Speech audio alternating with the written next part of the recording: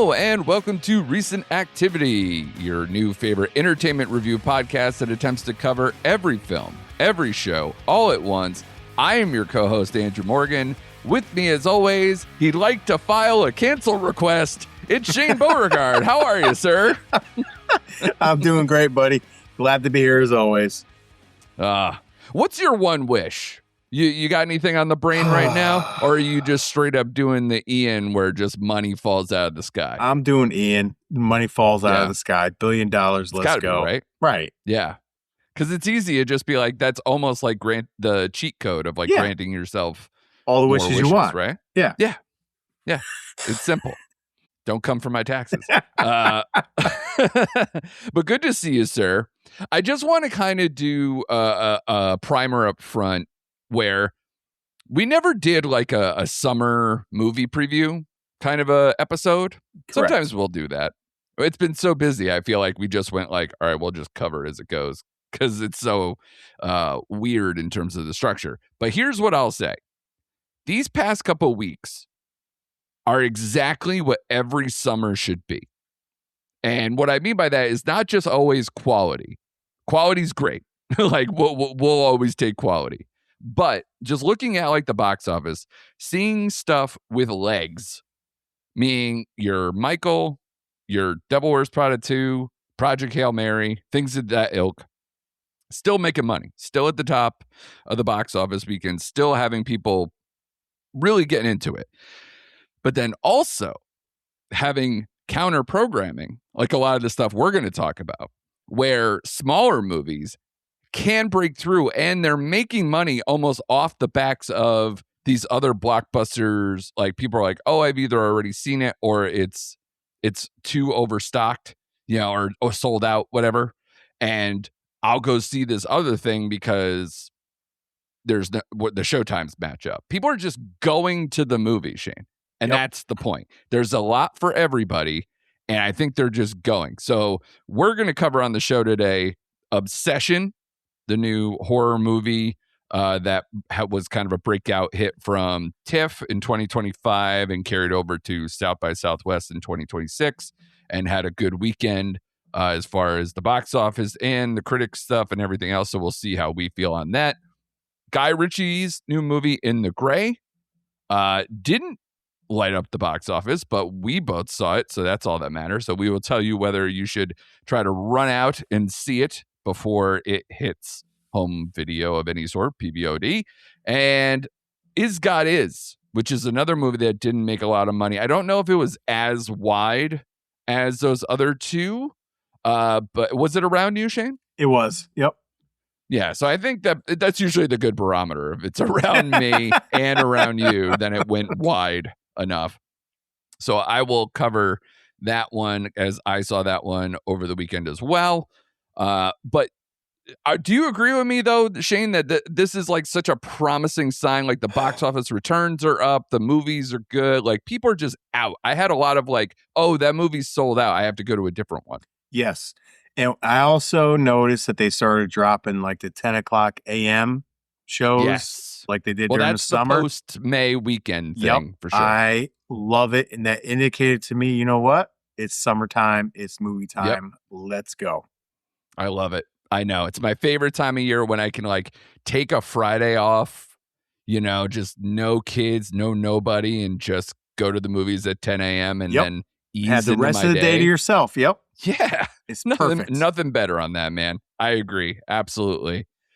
So let's start with Obsession, Shane. And I'll get to other horror stuff coming up as we move along here. But I always like to do kind of the check-in whenever we get a new horror movie, where it's like, what do you think of the year so far? You see what's coming ahead. And if you get something good, you kind of feel like, man, is this a good horror year?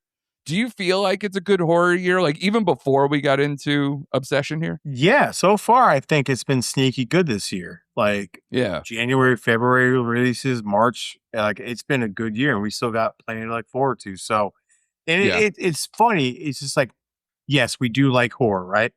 But it feels like we mainly talk horror January and October. But it seems like they just been seeping horror out throughout the year continuously, where it's like, we need to cover horror films. I feel like we cover horror films more than any other genre. Yeah, and they've now made it a solid attempt to kind of to me, like, horror should be a summer blockbuster kind of a thing, or at least like an attempt. Like, it's a date night feeling. I don't know why they feel like they have to bury these, but now that they're finally making so many of them, they kind of have to do this without, like, they don't have a choice, because if they want to release all of these, they can't just put them in like 2-3 months out of the year. So I think we're going to get a bonus too with Werewolf probably being put in the Nosferatu spot at the end of the year. I don't know if they put the official release date out on that. So we're going to get it all the way through, and I appreciate it. And, you know, there's so many that I want to see, and we'll talk about that as we go. But let's start with Obsession. This is directed by and written by Curry Barker, starring Michael Johnston of Teen Wolf as Bear, Indy Navarrete from Superman and Lois as Nikki, and Cooper Tomlinson, who's a longtime collaborator on the sketch channel That's a Bad Idea with Curry Barker as Ian. And this movie, like I mentioned before, was like, you know, TIFF's Midnight Madness thing back in 2025. Made some noise, was up for the People's Choice Award that they have there. They used to call it the Grolsch. I don't know what they call it, just the Audience Award, whatever. It was entered in as a nominee for that, and then went to South by recently for 2026. I told you this. I don't know if I said it on the pod. I had a feeling this one could be this year's Talk to Me, or even possibly as big as Smile.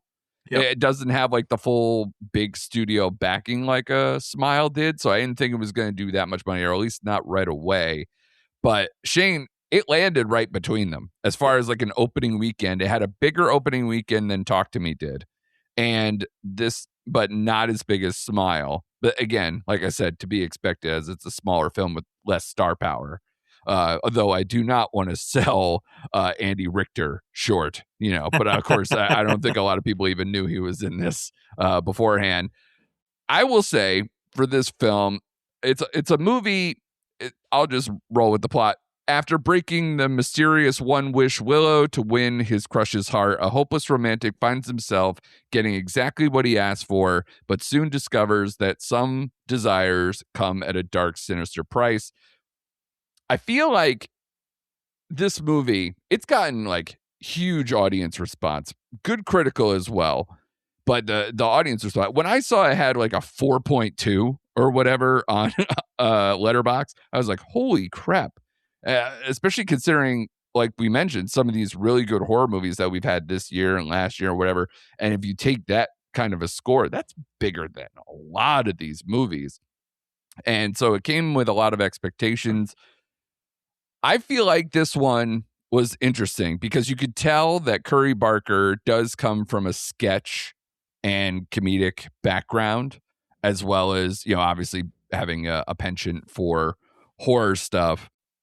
I felt this was like very darkly humorous. I think I actually laughed more than I was like, you know, feeling like my skin was crawling. I think people were telling me that this was like genuinely like really, really scary. I think there were some moments. I don't want to downplay that. In fact, I can get to some particular ones that I was like, woof, that was good. But for a guy who's making his, you know, feature debut, really, especially on a bigger studio level, this is really good, and has some really good cinematography, excellent performances. I think the performances, as well as some of the actual creepiness to it in terms of the lighting and the cinematography and some of the shots they set up and some of, you know, the situational horror that they set up. I like that probably the most out of this, especially the one who played Nikki, Indy Navarrete. But what did you think about it? I have some more here, but I want to know your general impressions, because it seems like you like this quite a bit. I did. It was very well done. And I go back and forth because I was trying to nitpick it here and there, and I didn't have a lot to come up with. But I agree with you. It was funnier than scary. There were some chilling moments for sure. Yeah. Especially the moments where she was standing in the corners of the room and the way she was moving. But they even made a joke about that. Like Barry even said, like, are you moving weird or whatever? Like, what's going on? Creepy. And I was more at the edge of my seat than I was scared. Like, what is she going to do next? Like, how is this going to evolve? Like, the stuff with the cat was just unsettling and funny at the same time. I didn't know how to work "Don't Cook the Cat" to you in the intro, but yes, I'm glad you brought it up. Right. I felt, though, the runtime, hour 54 minutes, was a little too long. I felt like this is a great, like, extended Tales from the Crypt kind of episode. Totally. The plot is so simple, but it was so effective in the... It's a monkey paw thing. Yeah, and the way she was breaking down, the way this was evolving as the movie was going along. Like you said, the performances made this movie. Like Indy Navrat, how do you pronounce her last name? Navarette. That's what I'm going with. Totally made this movie. Her facial expressions, her body contortions. She had to do a lot. Everything. She carries this movie, and it freaking worked. Like, even the moments where I knew was coming, like with Sandy in the car, I knew Indy was going to pop up, or Nikki was going to pop up. So she did, but I was still startled by it. And just that quick, violent movement that she did, I was like, holy shit. Like, this is good stuff. So I was on board. I didn't mind the third act, the way it finished. A lot of people had an issue with it. I didn't. I loved it. The only thing that took me out, and my biggest nitpick of this movie, was the score. I felt like, in at least my theater, the sound kind of took away from some of the dialogue and some of the stuff that was going on in this scene. It was too overbearing, and it just took away from a couple moments.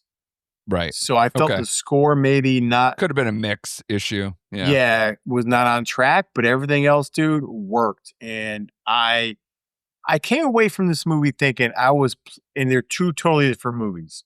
I will give you this. But I was pleasantly surprised as much as I was with Companion. That's the movie I thought about for some reason. I did think about that too, actually. Yeah. Yeah, I was like, I thought Companion was actually more like funnier, popcorny, entertaining than this tried to be. So it's not a direct comparison, but I did think about the same thing. Yep. So I was like, this came out of left field for me, like Companion did. I enjoyed it. I had a good time. I really, really like this movie. So I want to see more from this director and writer, because again, it was a good blend of humor and chilling moments and just freaky, edge of your seat kind of scenes. Right. And so I'm totally on board, man. I'm ready to rock. Yeah, the execution for, again, someone who's coming straight out the gate with it is impressive. And you mentioned a lot of, like, I guess what I would say, as far as, like, I keep mentioning cinematography and lighting and setups and whatnot. The scene where you mentioned where she was up watching him sleep and whatever, that was creepy, but it reminded me they do this a lot. And you can actually, if you want to applaud it as just a person who appreciates people who do practical effects or find workarounds to make things on a budget without leaning on CGI or any of that. What they did a lot was just keeping her in dark shadow, but having it enough to where you could see just enough of her face to where you're like, is she like turning into does she have like a devilish face, or like, it makes you lean in. Yeah. And it's very smart in terms of that construction, and they did that a lot. So I appreciate that they weren't just broadly. How many times have we said lately, like, oh, this is lit for, like, digital, or lit like a streaming movie or whatever, where it's just broadly lit and uninteresting and not cinematic. This is the complete opposite of that. This was inventive. This was smartly constructed. The only thing that I can take away from this is that it is very straightforward, is very simple, and that there's not a lot of things that you take away from it. It's just an experience. Yeah. And again, that's not a knock. I'm still going to give this quite a good score. But at the end of the day, I'm not going to say, oh, yeah, it had all these layers to it, or, it was just a ride that you want to be on, that you're impressive with the technical as well as the performance. So there's not, like you said, not a lot of holes to punch in it, but it didn't I guess, elevate if you want to try to like seeing people again. It's always tough to like watch, like friends be like, oh, this is a 5-star banger. I don't know about that, but it is a very quality movie that I think if I had to choose, and Lord knows I don't want to, but like if I had to choose between like say this and Talk to Me, I'm choosing this because I think it's more consistent, but I think the scores will be around it. Again, I love your comp of bringing up Companion because I think I'm probably going to score them probably about the same, and it depends more on mood of which one I would do. I'd say Companion is a little more rewatchable and a little more entertaining, so it probably is more digestible as a rewatch and might up my score because of that. But as far as effectiveness, they're both incredibly effective. Oh, totally agree. Like there's some scenes where I want to point out where she was in the corner, but she had the flowers over her face. I was dying. In the scene that like we're at the party, he brings her to the party and they're playing Jenga or whatever Jenga. Manic. Yeah, she walks behind Sandy. I'm like, what the hell is she gonna do? Pulling the chair back. Yeah, she just pulls the chair back. Like there's funny moments like that, but it's like, what is she gonna do? Is she gonna bash her head in? Or is she gonna like you don't know what she's gonna do? So good and so effective, man. Like I just love the quirkiness of this movie. So I ended up scoring it like a 4. I gave it a solid. That's exactly 4. What I gave it. Yep, a 4. Yeah. Now again, I'm going to label it as a soft 4, but it's a 4. It's a 4. I think because Talk to Me, I believe I gave like a 3.5 because I thought that movie's third act kind of fell apart. It did. And I think that's why this is a better movie. And I agree Companion, with you. I think, like you said, or like I said before, it's, a little more on the entertainment value side and kind of just what I like. So it's just choice at this point. But I thought it was just slightly better maybe than this movie. But again, it's so close. And I agree with you. I like this movie a little more than Talk to Me as a whole. Like I would watch this more than that. But Companion, because of the sci-fi and the entertainment factor and everything else, it was just more entertaining. Yeah. Again, I like how you put it. This movie didn't really elevate anything, but I didn't feel like this movie needed to elevate because it was like, it was one of those movies like sometimes what you wish for, like be careful what you wish for. It's a tale, it's one of those tales. Right. And it was straightforward and it didn't veer from that. And it was like some of the characters like they introduced, I wish they would do more with. No, I didn't really wish that at all. It's like, we didn't need that. Yeah. So, it was straightforward, but it was executed very well. So if you had to compare this to like a Smile or It Follows, because I think there's a little bit of elements of that in here, at least for modern horror sake. I thought about It Follows. I like this more than It Follows. Okay. But I enjoyed Smile more. So it's right in between. I think Smile freaked me out more. Yes, I enjoyed it. It's right in between Smile and It Follows. But definitely I would watch this before It Follows again. Yeah. Because of the performances, because of her performance in particular. I'm so interested in her going for it. I love it when an actress that I've never seen just kind of blows you away. And this is exactly what that is. And it made me, I don't know. I kind of want to, I know we're going to sound like old heads, like the fact that I haven't seen their YouTube or TikTok channel when it was like big enough that it got him attention to do this.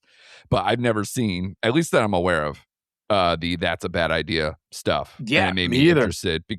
And here's another fun fact, like, with Zach Cregger coming from The Whitest Kids You Know, and now this guy coming from a sketch background as well, and then Jordan Peele coming from a sketch background, are we definitively proving that comedians are just fucked up and that we should let them do all the horror movies? Especially the more that we kind of blend them with the comedy stuff as it is? Yes.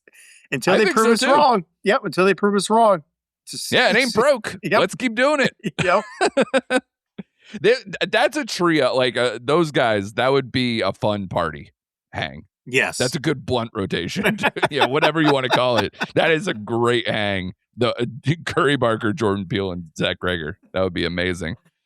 Before we move on to the next films, I did want to pick your brain. We have a bunch of movies, horror movies still to come that I think are going to make this year even better. Of the ones coming up, and I'll throw out some names, you give me the one you're looking forward to the most.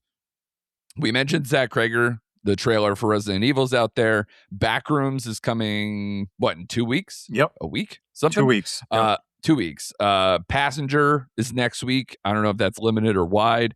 Leviticus, Werewolf, Clayface. It's obviously DC tinge, but it looks very horror.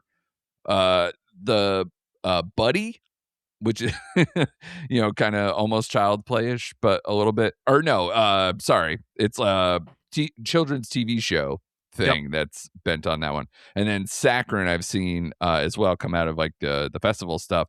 Do you have one that you're leaning towards? I mean, it's a little bit of a cheat code to say Zach Kreger, but what do you got? It is Zach Kreger. It is Resident Evil. Yeah. It's just the reputation, right? It's the reputation and the fact this looks so different from any Resident Evil movie we've seen, which I never played Resident Evil 4, which I guess this movie is kind of based around Resident Evil 4. So it kind of looks like it's out of Raccoon City, which is what all the movies were based in. So, but just based on his reputation, based of coming off of everything he's done and weapons, and I'm like, okay, like I was hesitant that he's doing mainstream. I think we both said that in this podcast. Like, really, he's dipping in the IP. But this trailer, I'm like, okay, like, let's freaking go. So it's between that and honestly, Clayface for me, because it's a body horror. Yeah, that trailer's and it just, for a superhero or DC Marvel, it just looks like it's going to go completely different and dark and horror-ish, which would be fascinating because we've never dealt with that in any kind of comic world. Right. So those are the two for me that I'm most interested in. Yeah. I mean, honestly, almost all of these I'm looking forward to on some level. A lot of trailers have been out for some of these, as a lot of them are coming up. But yeah, we loved Nosferatu. Yes. And Werewolf, bringing back a lot of the cast. My boy. And obviously, the same director, same everything. So like, can we do it again is always very tempting. It's the same premise of thinking about like Zach Kreger. Can he repeat, now that he's like 2 for 2 and improving? So what are we going to get there? Backrooms is one of those I'm like, man, I really hope that it's like the hype that's been around is like going to really work out. Passenger, I'm like, this, I'm hoping it doesn't do like, how many times did I say like, oh man, I think, what was it, Undertone? And I was like, oh yeah, Psycho Killer looks good, and it got panned. Yep. And there's a bunch of these ones where I'm like, fuck, the trailer was so good. And I hear really interesting things about Leviticus, and so that one I'm definitely looking forward to as like a potential like this, where it kind of is a festival darling or some kind of like more indie-ish kind of horror thing with a interesting spin that could come out of nowhere. So I'd say keep your eye on that one too. Buddy and Saccharine feel like that like lower tier, but could be fun. Yeah. Especially I think Buddy, if I'm not that Christine Maloney or Maloney, whatever. Yeah. I believe. So there's some people I like in these. So that would be interesting. So again, could have a really excellent horror year by the time we get out of here. But someone that we always seem to enjoy, or actually always is strong. There are some outliers, but generally speaking, Guy Ritchie serves us right in some way. His latest, In the Gray, is out in theaters now. It stars Eiza Gonzalez, Henry Cavill, Jake Gyllenhaal, Rosamund Pike, and Fisher Stevens, who, no matter what he does, will always be the guy from Short Circuit. Yes. Because we are that age. It will never change. He's been in like 4 Wes Anderson movies. I'm like, cool. Short Circuit for you. Sorry, bud. It's going to happen. This film is about a covert team of elite operatives who are living in the shadows when a ruthless despot steals a billion-dollar fortune. They're sent to take it back, an impossible heist that erupts into a deadly game of strategy, deception, and survival. For me, Shane, this movie, I didn't know what to expect because we've had movies like this from Ritchie. I think about Operation Fortune, where I was like, I love a lot of these people. It's Guy Ritchie. Sign me up. And that movie disappointed the hell out of me. And so this one, I was like, I didn't get a lot from the trailer. So I was hoping for the best, but I was just like, I don't know. It has very little fanfare. This could go either way. I will say by the time I left that theater, this movie ends so strongly that it like went from like, this is kind of to, oh crap, by the time I left that theater. And I had a good time. So what do you say about I In the Gray? am glad you said that. I feel like Guy Ritchie made this movie for me and me only. Quite possible. Right? So yeah. This movie has been panned by critics. I think it's sitting at 42% critic score. Right? Yep. But it has an 88 audience score on Rotten Tomato right now. I love this movie. It was to the point. The plot was simple. Again, this is another simple plotted movie where if it's executed well, the plot doesn't matter. And it didn't, because it's about extracting or getting $1 billion back from this guy. That's the plot. Right. These two characters, Bronco and whatever Henry Cavill's name was, Sydney, I think it was Sydney. Sure.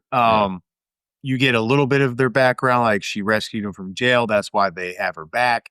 It's fine. Right. I love the pairing of Gyllenhaal and Cavill. I liked the way they play off each other. I thought Gyllenhaal was really cool in his delivery. The whole homophobic jokes between the two worked. I thought his delivery was great. The action was great, and the third act was fantastic. It's short, it's sweet, it's to the point. I love this movie. I liked it better than The Ministry of Ungentlemanly Warfare. Ungentlemanly Warfare, yeah. Right? I did. Yeah. Right? So Guy Ritchie, like you said, like for me, he's been more in the pocket than out of the pocket lately, because The Covenant was good. In fact, I thought it was great. This movie is good. The Gentleman was really good. So like to me, he's been more back in his bag than out of it. Yeah. And this movie again was just simple, but just executed really well.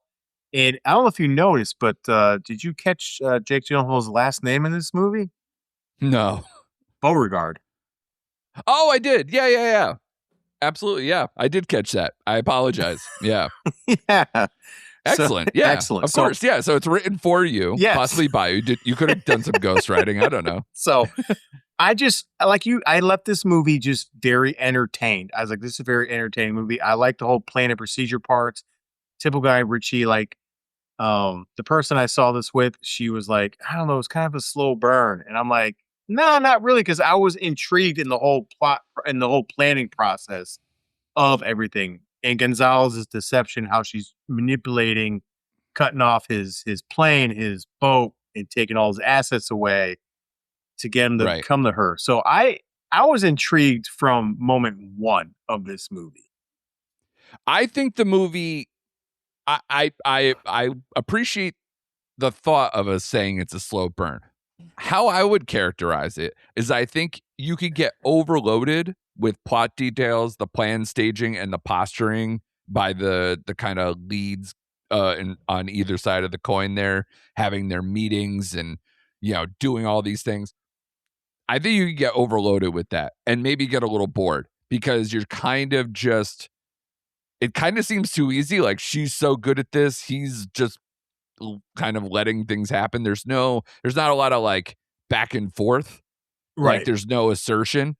In fact, our boy from Game of Thrones there as the security goon, he seems so badass in the first 5 minutes, and they just kind of pull the cord on him that he doesn't really meet that moment again ever. You could say for a long time or ever. So that I feel like when you have like kind of a punchless villain, a security team that's a little ineffective or whatever, that can get to be where maybe you get a little bored, maybe it like loses a little flavor. But again, I think this movie ends so well because of all that work that they do. So what I wish this movie had was a little bit of Soderbergh bounce, or even, to Guy Ritchie's credit, his older stuff bounce, to where like this is a fast edit, so I can't say it's a slow burn. It's not like it like really eased into the details. I think it just kind of had so many scenes of the details and the intricate plotting of all the things that they set up that you were just waiting for the execution by the time you get to the end of the movie. But it pays off because all that stuff is dope as hell. Like the trap of the car in the road, the going from each extraction point to the next, and things going wrong, and them having to run away, and the motorcycles, and like every single thing. Like, I don't know what the budget was on this one, but it operates as like a big budget actioner. But I don't think it was, because you would think they would have put a little more marketing, a little more something in here. The only thing I could say is that I don't think the characters are crazy memorable. No. I think Eiza Gonzalez is excellent in this. She is captivating. Yes. In this, and they smartly put her out front. Cavill and Gyllenhaal have a lot of chemistry, and play well with each other. I think the Rosamund Pike thing, I'm like, that could have been anybody. Like, why is this Rosamund Pike? But whatever. I like Rosamund Pike, so I'm not going to complain. So I think it literally comes down to the end. And I'm sure you'll probably score this higher than I did. But I think because it's a little just straightforward and it takes its time to get to the good goods, I think as I was watching it, I was like, this is kind of like a 3. And then when it ended that way, I was like, oh, this is a 3.5. We scored exactly the same. Oh, okay, great. I had it at 3.5. Yep, just because it was so entertaining, it was so fun. But I just want to piggyback up what you said about our boy from Game of Thrones. I was expecting like a hand-to-hand combat or something between him and Gyllenhaal or Henry Cavill. And it just, when he went out the way he went out, I'm like, you built him up to be this. He deserved more. Yeah, he deserved more. That's my only gripe. But you know who I feel bad for? Is Henry Cavill. And I say this because of this. One, he's an extremely good-looking man. I'm just going to put that out there. Yeah, and a big old man. But it's like, one, I never thought he got enough credit for the way his acting skills. But, like, he just does not do well at the box office. Like, it's the same thing with... Yeah, outside of Superman prop-ups. Yeah, it's the same thing with the Ministry of and Gentleman Warfare. It's not a bad movie. It was a good movie. Yeah. But like he was the main character in that Guy Ritchie movie as well. And it's like, I don't know what it is with and Cavill. Argyle is an epic bomb. Yes. So I don't know what it is with Henry Cavill translating to stuff outside of Superman. Like, I love The Man from U.N.C.L.E. I think that is very underrated. Yeah, sure. But he just is not, I don't know what it is, because this movie made a little over $3 million this weekend, which is a shame. Yeah. Well, here's what I would say. He has incredible taste. And I don't think there's a ton of movies that he's done are just like poor. No, because that's what I'm saying. I think he's comfortable also being in an ensemble and not caring whether he is the lead. I think he's made his money with the Superman stuff, that he's just like, I just want to do good work. And I love those kind of actors. And even down to him being Sherlock Holmes in the Enola Holmes movies, they integrate him where they need to, and he just works. Yeah. Because he's funny, he's charming, he's a good-looking dude, he's huge. Like, he is probably I don't know. I hate... if anyone wanted to just say that he's like British Reacher side, like, and that's all he is, doesn't know him and doesn't watch his movies. That is too reductive for how good he is. But because he is a mammoth good-looking man, he does end up in a lot of the same positions, right? I guess. I guess what I'm saying is I wish he would have more box office success, because I think he deserves more than what he is getting out there. You know what I mean? Yeah.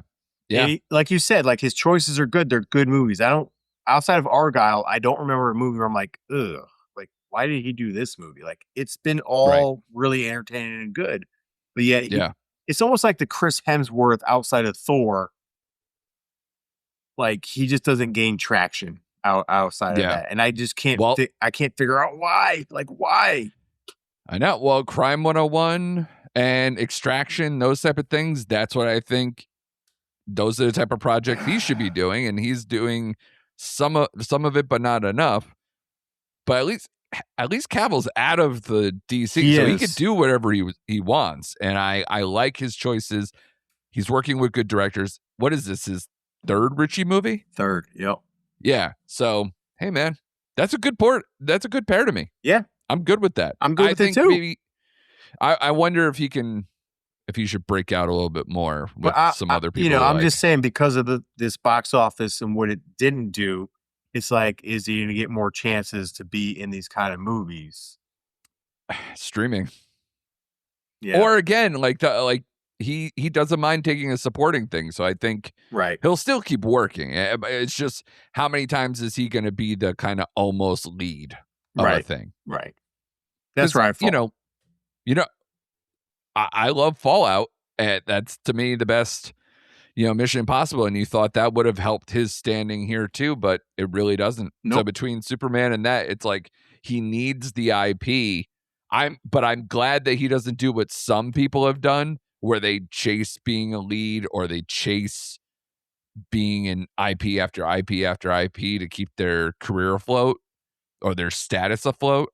And I appreciate that he's doing stuff beyond that. Yeah, me too. To just have fun, honestly, and fit within his own wheelhouse and make it interesting. Yeah. So good on him.